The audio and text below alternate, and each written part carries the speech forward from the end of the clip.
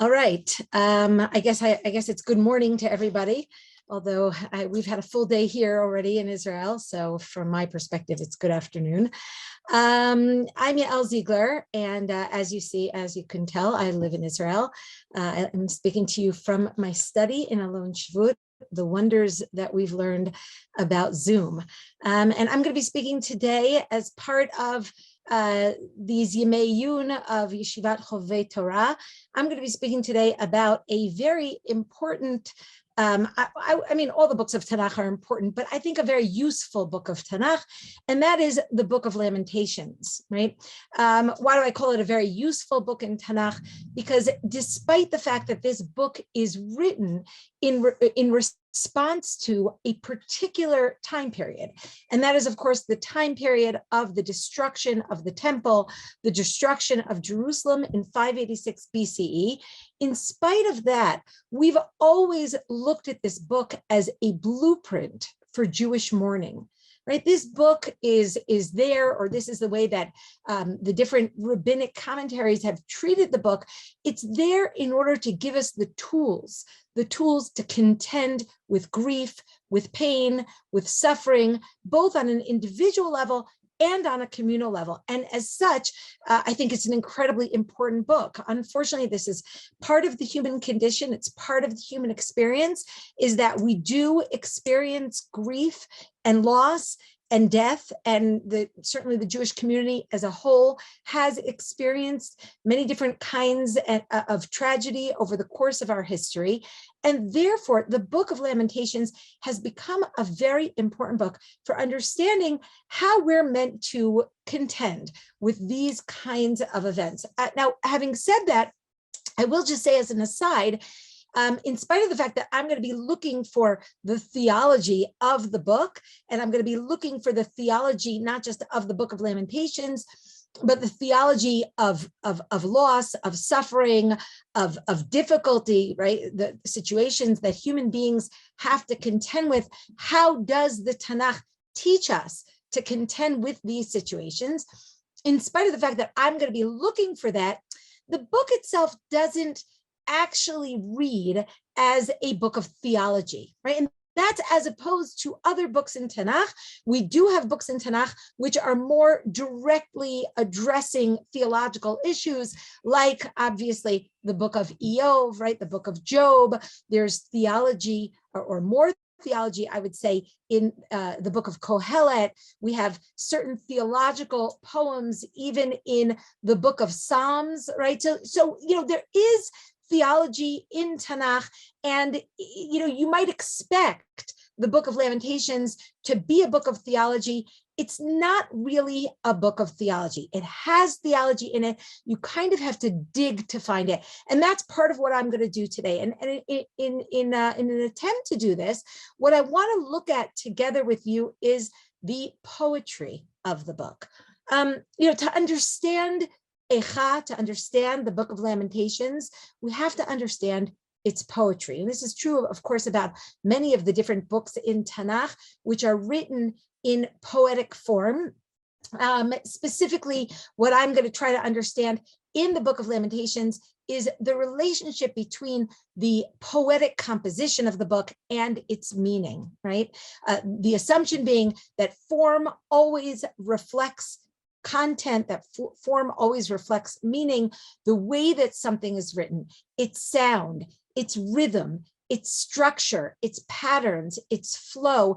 This is an attempt, it's written in this way in order to convey meaning in a subtle, but I think very, very powerful way. Now, in Eikha, and I've brought for you a picture of my book, which recently came out just a couple months ago on this book, on the Book of Lamentations. And, one of the things that I do try to show, and I devote actually one of the introductory chapters to this topic, I try to show how all the different poetic techniques that are used are there in order to convey some deeper idea and particularly show us the religious ideas that are embedded in the text. Today, I want to focus particularly on structure. Now, I don't know when you hear the word structure, does that make you shudder or yawn or something like that?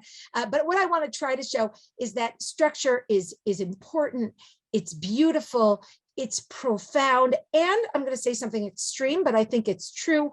Without delving into the structure of the book, you are going to miss some of the more compelling ideas, some of the more profound ideas of the book. I'll say it in a positive way. If you discern the structure and you begin to delve into it and to understand it, you're going to see some, I think, really magnificent ideas. So let's see if we can do that today. I want to start by explaining one term, which is chiastic structure. Chiastic, the word chiasm, it comes from the Greek word for the letter X, and it describes a ring-like structure. ABBA or ABCCBA. I'm going to bring for you the classic chiastic structure in the Tanakh. It's the one that we always use in order to show this idea what a chiastic structure is, and that is a pasuk in Bereshit Perek Tet, in the 9th chapter of the book of Genesis. Right after Noach comes out of the ark, God says to Noach, Shofech dam ha'adam, ba'adam damo yishafech.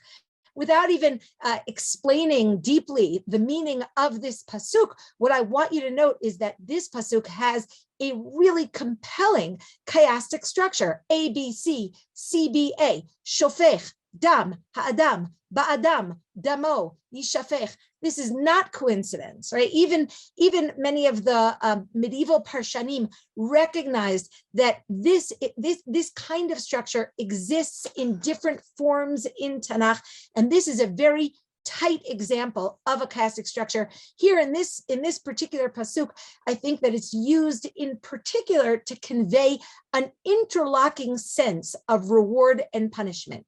If you spill the blood of man, in man your blood will be spilled, or something like that, right? In other words, everything that goes around comes around. You do A, you'll get A. You do B, you deserve B. You do C, you should get C, right? It's a very useful structure for conveying the idea of sin and punishment. But there are other ways of building chiastic structures into the biblical compositions. So I'll give you another example, which is not yet our book, and that is the Book of Ruth. Okay, so the Book of Ruth has 4 chapters, and these chapters are I think they're very neatly arranged. I mean, it's a little bit less easy to see as the example that I gave from Bereshit, from the 9th chapter of the book of Genesis, where it's very clear. I don't think anybody who sees that verse can miss that chiastic structure that we have there. But in the Book of Ruth, I think that the book is structured, it's constructed as a chiastic structure, where chapter 1 shows us Naomi's problem, which is a problem of food and continuity. In other words, survival in the short term and survival in the long term. Chapter 2 takes care of the problem of food. Chapter 3 takes care of the problem of continuity. And in chapter 4, we see Naomi's restoration. And so chapter 1 matches chapter 4, and chapter 2 matches chapter 3. And this is an ABBA structure. It's a very neat chiastic structure. And I think it really corresponds or highlights something important about the Book of Ruth, and that is that the Book of Ruth is a harmonious book, right? All of the problems are resolved. Everything that seemed unstable and not harmonious at the beginning of the book is slowly but surely resolved in the book. And we're not going to talk more about that, but I just wanted to show you that there are different ways of weaving chiastic structures into different biblical compositions. Now, what I'm going to say about the Book of Lamentations, and I'm not going to say it yet, but I'm just going to briefly touch upon it, is that Eikha has a chiastic chiastic structure, which has a center. That's called actually a concentric structure.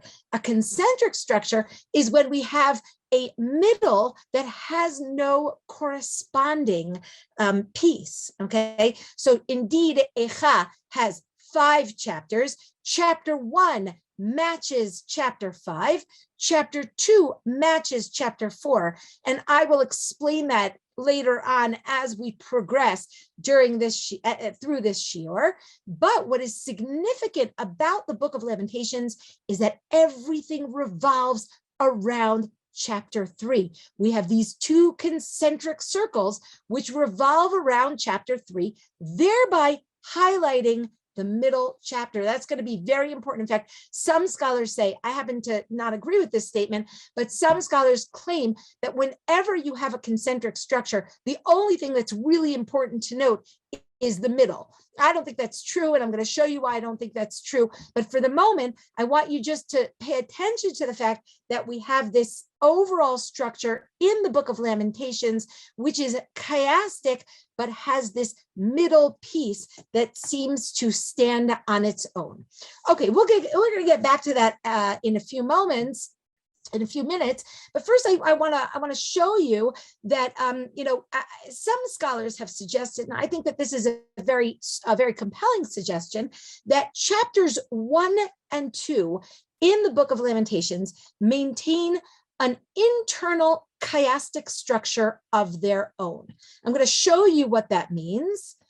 Okay, let's look at the next row. Let's go back, look at this screen, okay? I tried to make it clear on the screen so we could save time, right? When you color things and highlight things, so you can see it a little bit better. It's almost basically what we call an at-bash structure, where, the first chapter of the book of Eikha is written alphabetically, right? The first pasuk starts with Aleph, the second pasuk starts with Bet. That's not clear on this screen because I didn't bring for you the whole verse, right? I just brought for you pieces of the verse. But we know that the first 4 chapters of the Book of Lamentations are written as an alphabetic acrostic.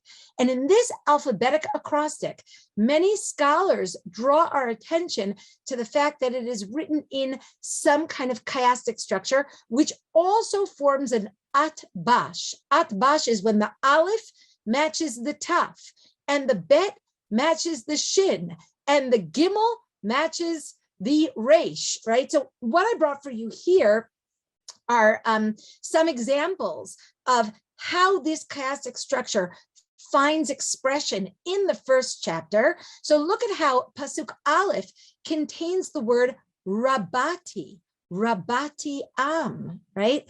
And the last Pasuk contains the word Rabot. The second Pasuk contains the phrase Ein la menachem, she has no comforter. The second to last pasuk contains a very similar phrase. You see it here in pink, Ein menachem li. The third pasuk contains the phrase Bein hamitzarim, between the narrow straits.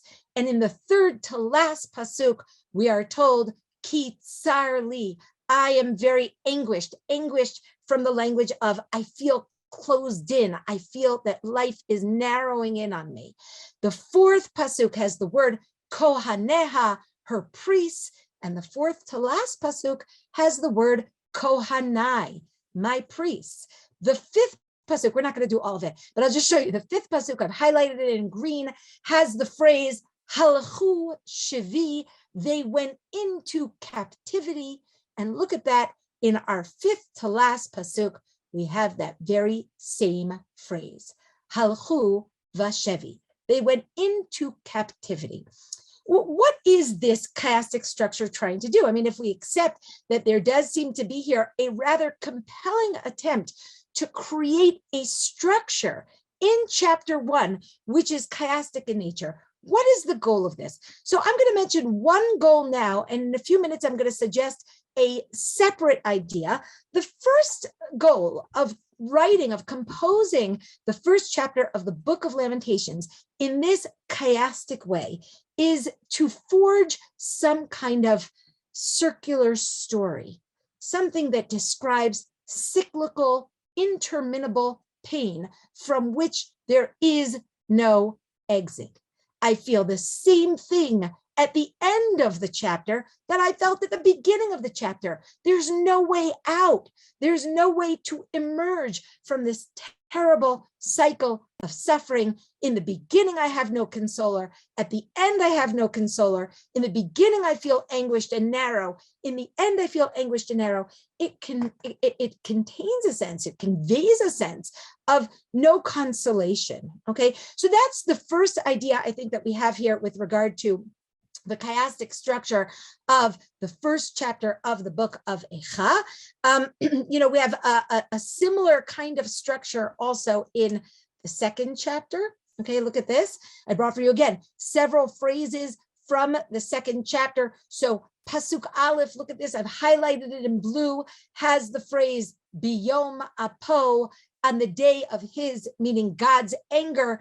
And the last Pasuk contains the phrase Biyom Af Hashem, on the day of God's anger. The second pasuk contains the phrase Velo Chamal, he did not pity. And the second to last pasuk contains the phrase Lo Chamalta, right? And that's very strong. The third pasuk contains the word Achela, to consume. The fire consumed everything in its wake. And the third to last pasuk also has the word Achal, describing the unfortunate and really rather horrifying description of the mothers who consume their children. Okay, so we have here these words that seem to be constructed in order to describe this cyclical, revolving story. One interesting thing that takes place in the second chapter, which we didn't have in the first chapter, is this piece that I highlighted for you in green in the fourth pasuk and the fourth to last pasuk. In the fourth pasuk, what is described is God spilling out his anger like fire, shafach ka'esh chamato. And in the fourth to last pasuk, what is described is the narrator turning to Jerusalem and pleading with Jerusalem to pour out her prayers like water, shifchi chamaim libech, which perhaps lends itself to a little bit of relief for the constricting cyclical feeling of interminable pain that the chiastic structure conveys. What it suggests very subtly, but I think very beautifully, is that there may in fact be a way out of the terrible pain, and that is through prayer. It's going to take a while to get there, but that suggestion seems to kind of subtly hover in the backdrop of this particular parallel. So what you see is that when you look carefully at some of the poetic techniques, you emerge with poetic techniques that are meant to convey a feeling, that are meant to convey an idea, that are meant to convey something about the chapter. And this leads me to my next point about this chiastic structure. It's something that we see a lot actually with alphabetic acrostics, is that oftentimes if you look at the center, the exact center of the alphabetic chapter, what you're going to find is an inner chiasm. Look here at the center of chapter 1. That is verses 11 and 12. Look at the words that I've highlighted here in blue. Re'ei Hashem vehabita. Look, God, and see. And look in the next pasuk. Habitu or u. Look, all you passersby, and see. It's re'ei habita, habitu, or u. A, B, B, A. You're not in the same room with me, and so it's hard for me to see whether you're following this. I know it's hard to follow poetry. That's one of the reasons that I spent a lot of time color coordinating this PowerPoint. But what I hope that you're seeing here is that right at the center of chapter 1, we have this tight inner chiasm. Look at the same thing that we have right at the center of chapter 2, again in verses 11 and 12. We have the word nishpach, which means to pour out. We have then the description of the children who are splayed out in the streets of the city, using the words atef and rechovot. And in the next verse, we again have atef and rechovot, the children who are spread out, who are splayed in the streets of the city. And again, we have the word shafach, to pour out. Okay, so again, I hope you're seeing it with me. I hope that you're able to follow this. Just in order to clarify it, I'm going to bring for you a couple more slides, because what I really want to say is that when you get to the middle of these chapters and you see the chiastic structure in the middle, what you're seeing is the heart and soul of the chapter. You're seeing the most important idea in the chapter around which everything revolves. What is the most important idea of chapter 1? The most important idea of chapter 1 is the loneliness of Jerusalem. The loneliness of Jerusalem. Don't forget that the chapter opens with the words, Eikha yashva vadad ha'ir rabati am hayeta ke'almana. How has the city sat lonely? The city that was once so filled with people has now become like a widow, right? This description of Jerusalem's loneliness, the widowhood, the tears, the absence of a comforter, the fact that her tears are left on her cheeks because there is no one to wipe those tears away. What do we find here exactly at the middle of the chapter? We find the source of her loneliness. In Pasuk Yud Aleph, in verse 11, she turns to God and she says to God, Re'ei Hashem v'habita. Look, God, see me, look at me. God is not looking. Jerusalem desperately seeks a relationship with God, a connection with God. And the absence of that connection makes her feel very lonely. What do we have in Pasuk Yud Bet? We have Jerusalem turning to the passersby and saying to them, at least you look at me. Habitu ru'u, look at me. Who are these passersby? I think these passersby are anyone, random people who happen to pass by. Jerusalem is so desperate. She's so terribly desperate in her loneliness that she just needs someone, anyone, to look at her, to give her attention, to alleviate the terrible loneliness that she feels after the departure of her residents, after the departure of the inhabitants into exile. What is the central idea of chapter 2? Well, we already saw the middle of chapter 2 is these children who are spilling out their lives on the streets of the city, the children who are dying on the streets of the city. The central axis of chapter 2 draws our attention to something which is heartbreaking, very public, and that is the death of children on the streets. What I think that chapter 2 is trying to convey is a terrible sense of tzaddik varalo, of injustice, of innocent people who have been destroyed in the calamity of the destruction of Jerusalem. I think that this is the heart of the idea of chapter 2. Chapter 2 is a chapter which is filled with confusion, with anger, with descriptions of buildings crashing and children dying, and no understanding of why that happened. And ultimately, the children become a symbol of what this chapter is really about. This chapter is about not understanding God's ways. Look at this verse that I brought for you here. Oh, there's a mistake here at the bottom. I wrote that it's Perek Aleph, Pasuk Aleph. Of course, it's not. It's Perek Bet, pasuk kaf, right? It's chapter 2, verse 20. If anybody wants to mark that down, this is at the very end or towards the end of chapter 2. Jerusalem turns to God and says to God, and it's an extremely plaintive, but also a statement that is laced with outrage, with anger at God.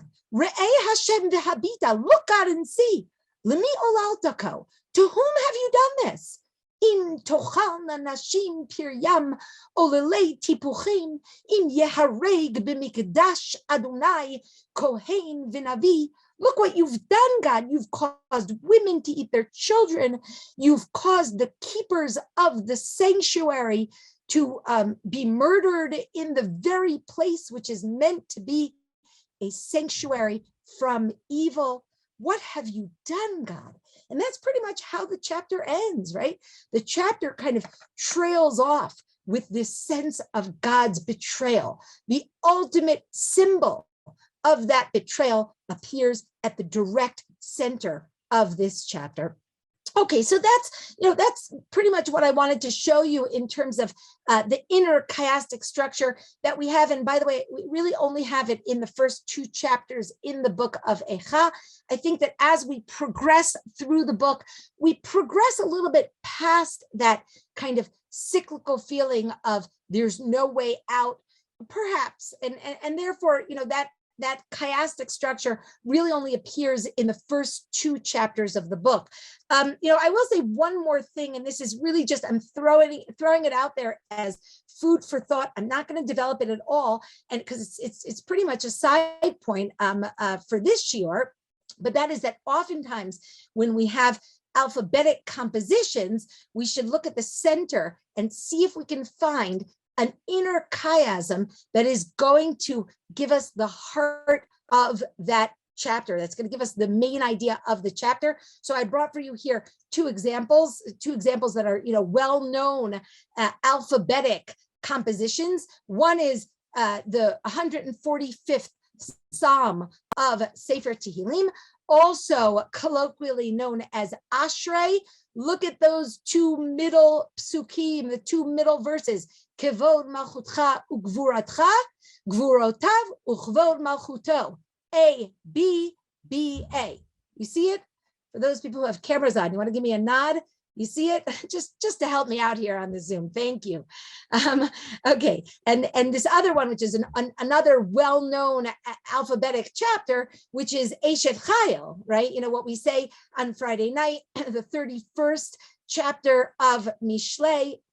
And here again, inner chiasm, Yadeha, Chapeha, Kapa, Yadeha. A, B, B, A.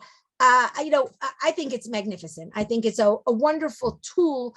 It draws your eye into the middle to show you what lies at the heart, and I would even say at the center, in the real, most important idea of the chapter. Okay, but really, what I want to do now is turn to what I consider to be the main topic, and maybe really, I think, one of the most important ideas that I think we're meant to extract from the Book of Lamentations, and that is, of course, how we contend with the theology of suffering, the difficulty of pain, of grief. As I said, Eikha, the Book of Lamentations, it's not a book of theology. In order to find its approach towards theology, I think we have to work a little bit hard. And one of the things that we have to do is to pay attention to the construction of the book, the poetic composition of the book, and that is the overall chiastic structure. Now, I think that once you see the chiastic structure, you're going to get an answer to some of the main theological questions that accompany us throughout the book, both in its historical context, which is, as I said before, the destruction of Jerusalem and the temple in 586 BCE, but also in general, right? How do we understand God's role in human suffering? Is God an ally of Am Yisrael? Is God an enemy of Am Yisrael? Is God an ally or an enemy of us as individuals? To what degree are we as individuals, or are we as a nation, responsible for the situation? Are we angry at God, or are we angry at ourselves? What does the Book of Lamentations tell us about how to approach God in the wake of disaster, in the wake of calamity, in the wake of events that we have a hard time understanding? So when we look, I brought you back to this screen of Eikha's concentric structure.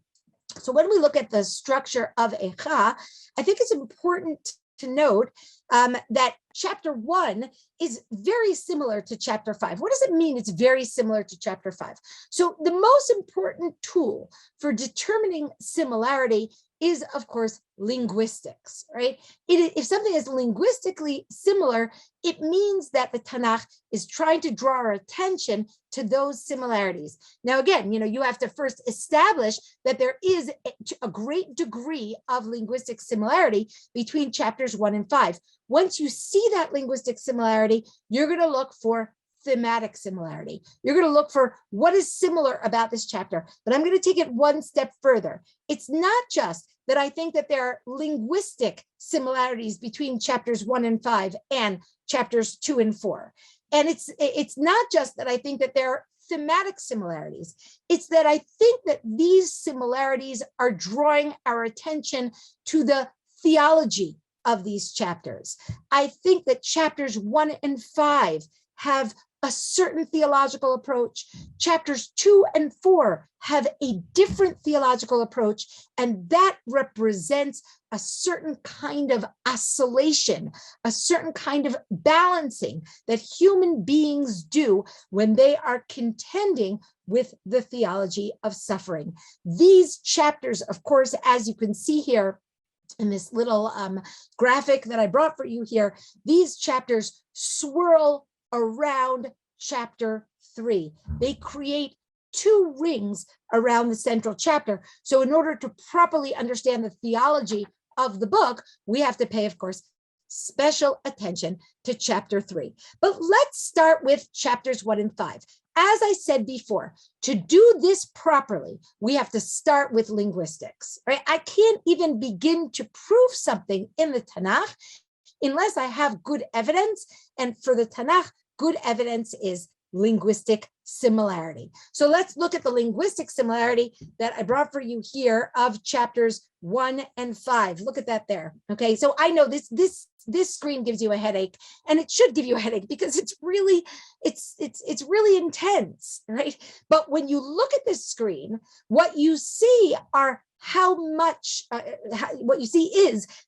linguistic relationship and correspondence there is between these 2 chapters. Look at where I brought these stars. These stars mean this is a word that only appears in these 2 chapters. The word ke'almana, like a widow. The phrase al ele, about these things.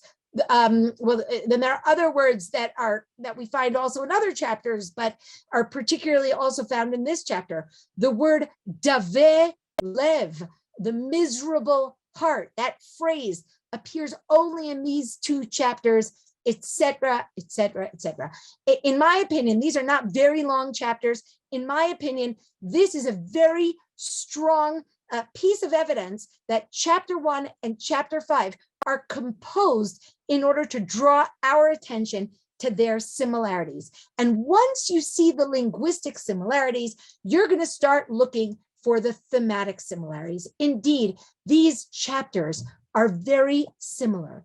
They're very quiet chapters. What's a little surprising always about the first chapter of the book of Eikha is that the first chapter doesn't describe the destruction. It describes the aftermath of the destruction. It describes the quiet that reigns in Jerusalem after the terrible destruction. It describes the tears that echo in the night. These are quiet chapters. They describe, as we said before, loneliness. They describe what is no longer in Jerusalem, right? If you look at that chart, you see that one of the main words in both of these chapters is the word ein. there is no comforter, there is no redeemer. There are no longer any men left in the city, right? That's one of the descriptions in chapter 5, right? When I say men, I actually mean males, right? Not people, right? There are no men left in the city. That leaves the women as widows, right? So these are quiet, lonely, empty chapters. They describe desolation. They describe tears. They describe widows. These are two very similar chapters. One other, let's turn our attention now to the similarity between chapters 2 and 4. Again, we're going to do the same exercise. We're going to start, and I tried to do it so that we could go through it quickly, and you could still get a sense of the impact of these linguistic similarities. I don't have time in a 1 hour shiur to go through every single comparison with you, but I do want you to see how extensive these parallels are. And so I spent a lot of time on this chart. Right, here's chapters 2 and 4. Look at this next chart that I brought for you here. Again, this is, I think, a very impressive set of correspondences. Look at some of these phrases that I brought with a star, birosh kol chutzot, on every street corner. Of course, it's describing the death, the destruction, what all of the, detritus of the destruction that is lying on the streets. We have the word shafach, which appears 7 times in the book of Eikha, appears only in these 2 chapters. We have the description of corpses, chalalei, here this word kechalal, which we have only in these 2 chapters. We have extensive descriptions of God's anger, and these 2 chapters also highlight the leaders. The word melech, king, only appears in these chapters. The word navi, prophet, only appears in these chapters. There is special kind of focus on how the leadership failed the people. These chapters 2 and 4, are very similar kinds of chapters, and they are also thematically similar.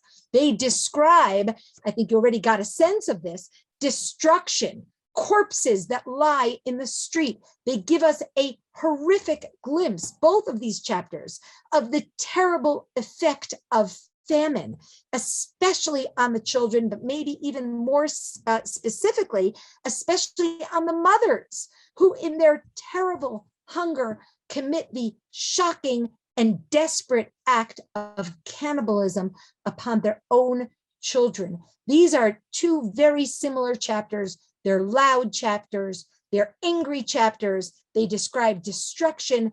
They have fire in them. They describe famine. They focus on the leaders, and they describe at great and really excruciating length the death of the children in both of these chapters. I would say these chapters are the worst chapters in the book. I mean, I think that that's pretty much a given, considering their topic, but they're really very hard chapters to read, and they are linguistically and thematically similar. Okay, so, once I see these linguistic and thematic similarities, my main question is, why? Why? What is it trying to tell us? Well, when you do have this kind of similarity and correspondence, then you want to ask yourself, what is it trying to do? What is the text trying to show us? So I want to suggest that the idea is to focus us in on the different attitudes towards God and towards the relationship between God and the people, the relationship of the nation to their suffering, and how they incorporate that into their relationship with God.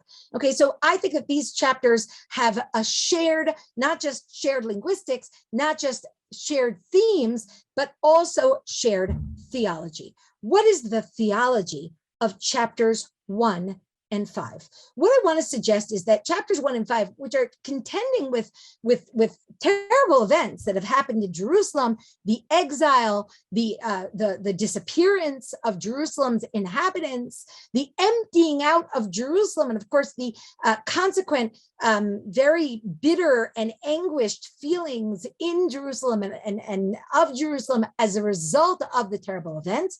And despite that, these chapters kind of move towards a recognition of culpability. Both of these chapters, chapter 1 and chapter 5, conclude with a vidui, a confession, right? As we come towards the period of the high holidays, right? Especially Yom Kippur, where we do a tremendous amount of confession of sins. That's what we have in chapters 1 and 5.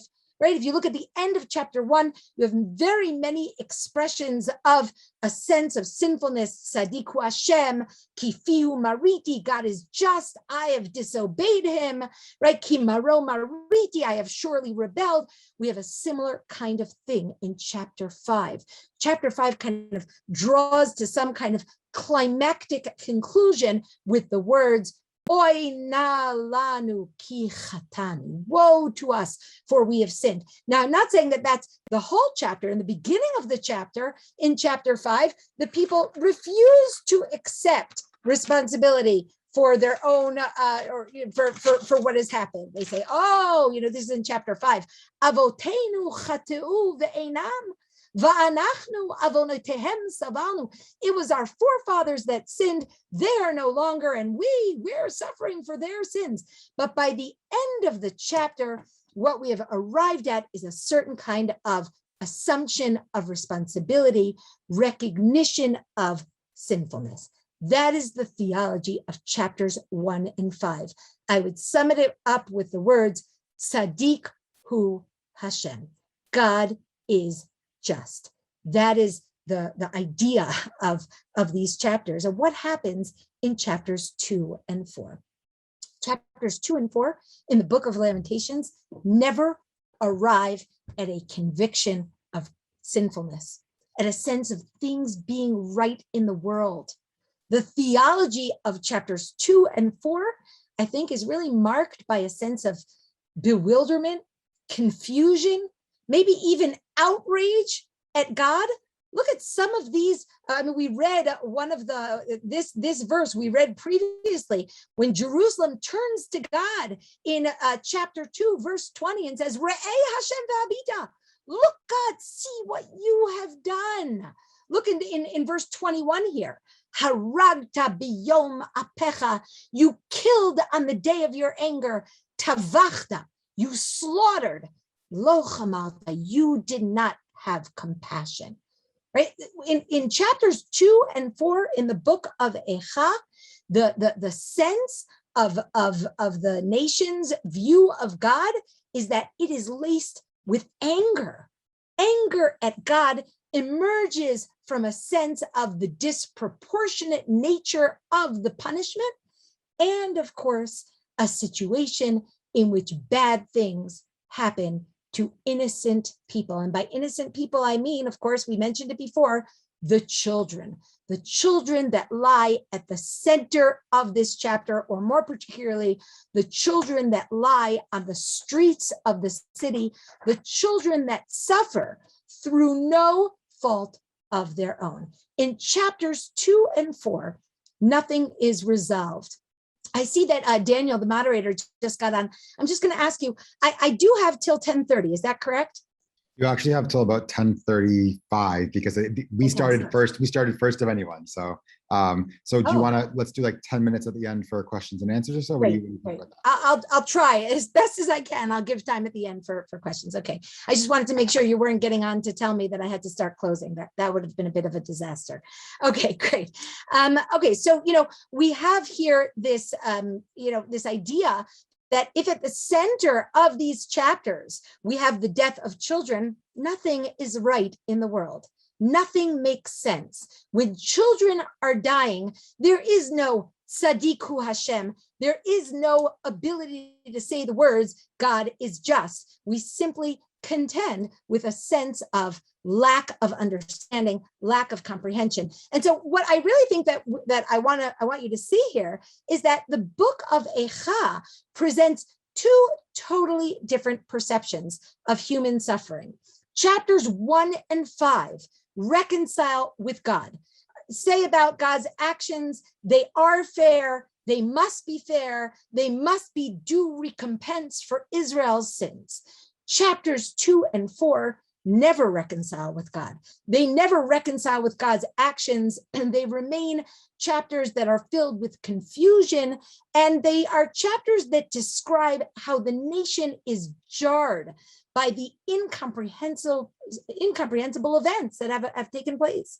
And so if you ask me, how does the structure, the overall chiastic structure of the Book of Lamentations, how does it present its theology? How does it teach us how religious human beings should contend with suffering? The answer is that the Megillah itself presents a complex and multifaceted approach to the theology of human suffering, to the theology of how the nation of Israel is supposed to regard God in the wake of suffering. On the one hand, don't forget that chapters 1 and 5 surround the book, right? And the book is wrapped in this kind of what I would call emuna pshuta, this simple, deep, profound faith, the faith that there is meaning, there must be meaning in God's actions, the faith of Sadiku Hashem, which of course, if God is in fact just, what can we complain of? Ma'it onein Adam chai. What can living man complain of? Gever al chata'av. We can only each talk about our own responsibility, our own accountability. And that is the approach that kind of couches, that surrounds the book. In this book, in this understanding, Israel can live within a world that seems just, that seems that it must be orderly. I may not understand everything, but I understand one thing: God is just. The world must be meaningful. Without chapters 1 and 5 buffering the book, without this type of faith, the world is dark and absurd. It's incomprehensible, and it leaves us with an abiding sense of evil. That's what chapters 1 and 5 are there to provide. And yet, of course, Eikha cannot resort to kind of easy formulas, to easy answers, to this kind of, oh, everything's fine, everything's good, God must be just, and I must have sinned, in a world that is so difficult to see that, right?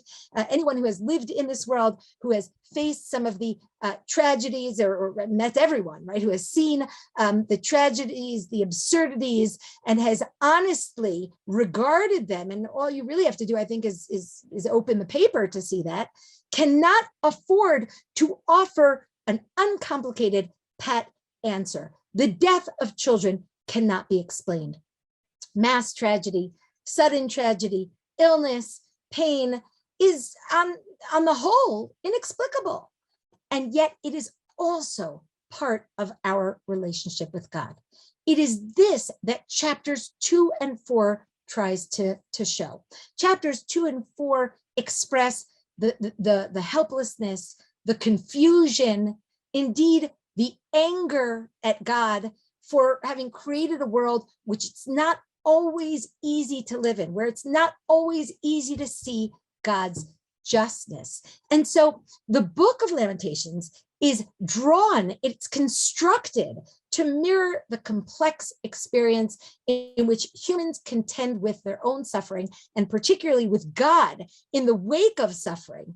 We both question, we grapple, and we reach resolutions, only to cry out again in outrage and incomprehension, only to once again fall back on that cushion of simple faith in God. So we have these kind of two poles that I think that Eikha is presenting to us. 1 minute, we are deeply ensconced in what is buffering the book, which is the idea of Tzaddik hu Hashem, God is just. And the next minute, we experience the anger, the bewilderment, which we're hurling towards God. Re'ei Hashem v'habita. Look, God, and see, to whom have you done this? Well, I think Eikha is presenting something which is a marvelously complex way of presenting the theology of human suffering, in which human beings preserve their relationship with God, both by by using these two poles. On the one hand, this simple, pure faith in a good world, in a just world, in God's world, and on the other hand, not losing sight of a certain kind of burning lack of comprehension over some of the outrages that take place in this world. And this oscillation back and forth, this, I think, really kind of encapsulates the way in which the book is presenting the human encounter with God. It is realistic, it is complex, and it is ultimately, I think, ongoing. It's unremitting, right? In other words, there's never any one answer which is correct. We are constantly moving back and forth between these two poles. I think it's wonderful. I think it's wonderful in its complexity. I think it's wonderful in its balance. I think it's wonderful in giving human beings certain kinds of tools, both to remain honest and to remain filled with faith. Now, I want to spend the last few minutes looking at our central chapter. That is, of course, chapter 3. And we've already noted, of course, that these different rings surround chapter 3, thereby, of course, drawing our attention to that core of the book, to its structural center. When you look at chapter 3, I think you see an inner structure in chapter 3. When you look at the chapter, first you see the first part of this chapter, pretty much the first 20 verses or the first 18 verses. We have the Gever, the individual, describing his suffering. In part 2, we have his theological reflections. And in part 3, he goes back to describe his suffering. This is a pretty rough outline. It's a very long chapter. It's 66 verses long. And this is a pretty, kind of general outline. I haven't dealt with every nuance and every detail, but generally speaking, this is the structure of the middle chapter. So what do we have here in part 2? What we have, of course, is the middle of the middle, right? In our middle chapter, right there in the middle of the book, we have a section called Theological Reflection. Now, remember, I said this is not a book of theology, but we do have this kind of brief dealing with theology. And I think it's not coincidental that it's right there at the center of the book. We're going to get to it in a few minutes to discuss what it says. And I will just, as a disclaimer, say, this whole theological reflection, it's only 19 sentences. So what you can really say in 19 sentences is, of course, somewhat limited, but still, I think it's a blueprint for understanding something about what this book is telling us about the kinds of theological reflections that should accompany an individual as they experience difficulty, when they experience tragedy. Okay, so this is the structure of the first chapter. Let's look a little bit at this opening section. The Gever begins by describing his own suffering. If you look at these pieces that I've highlighted in yellow, they show us how the Gever, this individual, is entirely absorbed, I would even say narcissistically so, in his own suffering. By the way, this is not a criticism. I think this is part of the experience of tragedy. He is focused on the ani, ot, be, alai, right? To the extent that he can't even find God. When I say he can't even find God, he's talking about God throughout these verses. He's saying, I am the man who has seen affliction at the rod of his anger. And Rashi says, whose anger? And then Rashi answers, God's anger. He's talking about God in the hidden person throughout, but he doesn't mention God until verse 18. He is so deeply absorbed in his own suffering. Look at what he says in verse 8. he says, Gam ki ezak va'ashavea satam tefilati. Even when I cry out and I plead, my prayer is blocked. What's fascinating about this verse, and by the way, it's not the only verse in Tanakh where what is described as the failure of prayer to get through to God, right? I think that, I'll just say as an aside, the whole story that we read on Rosh Hashanah about Chana is situated during a time when people have lost the belief in prayer. Okay, that's a side point. You can think about that.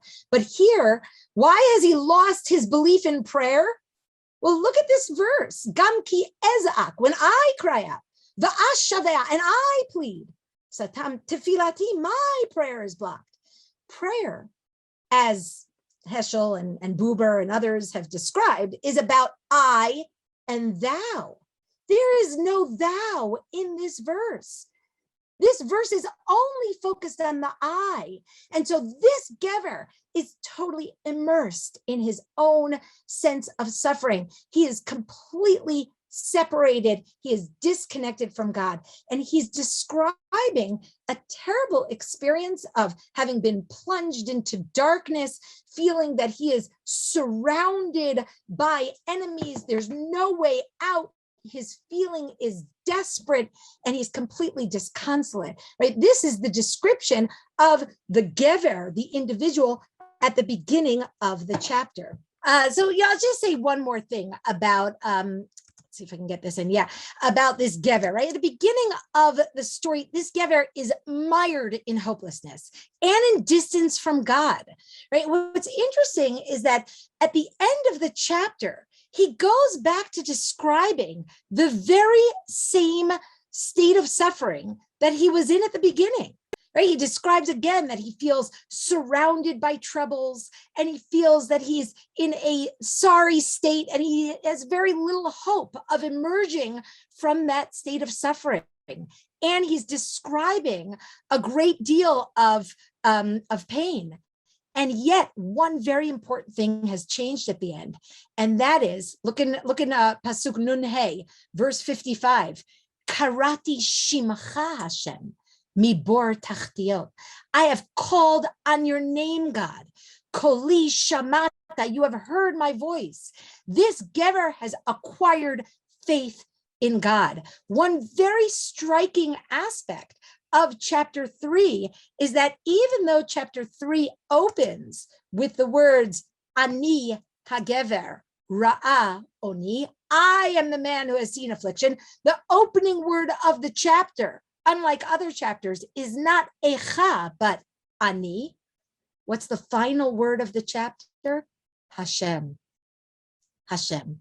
So this chapter moves from this narcissistic, self-absorbed Gever to someone who has found God. This, of course, I think really leads us to the final goal, which is to see what has changed this Gever. What is the nature of his theological reflections and the theological reflections that we find in the middle. So we don't have too much time to do this. We did lose a couple minutes there on technology, but we mentioned that part 2 here is the theological reflections.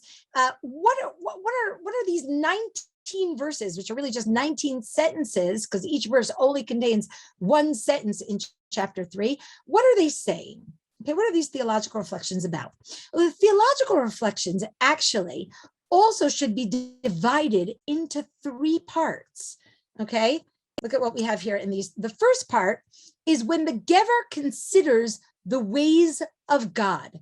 And he says, God is filled with chesed, with loyalty.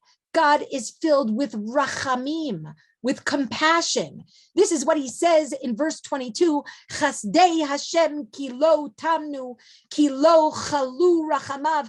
God's kindnesses, God's loyalty never ends. His compassion never ends.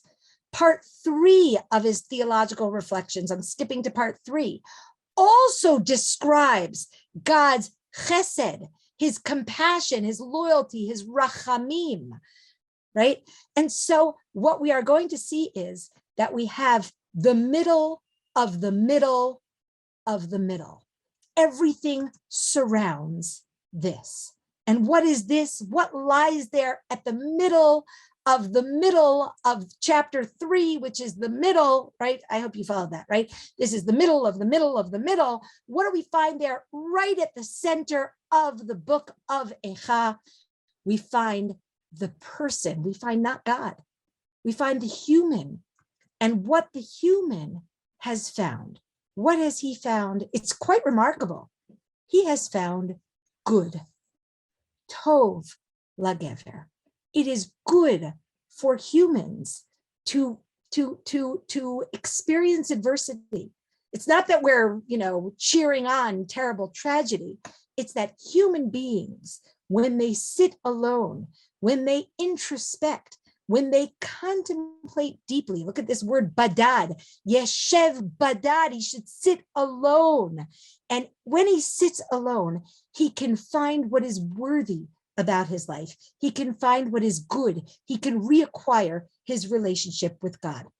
And so what I want to conclude by saying is that the Book of Lamentations, the overall structure kind of has this description of a stormy existence, right? We have this, or certainly chapter 3, we have the suffering that surrounds the theological reflections. The theological reflections are buffered by a recognition of God's compassion, of God's goodness. And what we find at the very center of the book is that the human being has the capability of finding meaning, of finding what is good in his life, even when things are very filled with adversity. So I'll just conclude, and then I'll see if we have some time for questions. I hope we do. I'll just conclude by saying that I think that when you do look at the structure of the book, when you do look at some of the techniques that are used to describe the events, you're seeing something that is not just technical, right? You're seeing something which is, I think, very deep. The structure of the book of Eikha. Well, you see that I bring on the front of my book Starry Night, and what I was trying to show is that there is this whirlwind that surrounds the human condition, and what we find at the eye of the storm is a certain peace and meaning that the human being can find in spite of all of the stormy winds that surround him.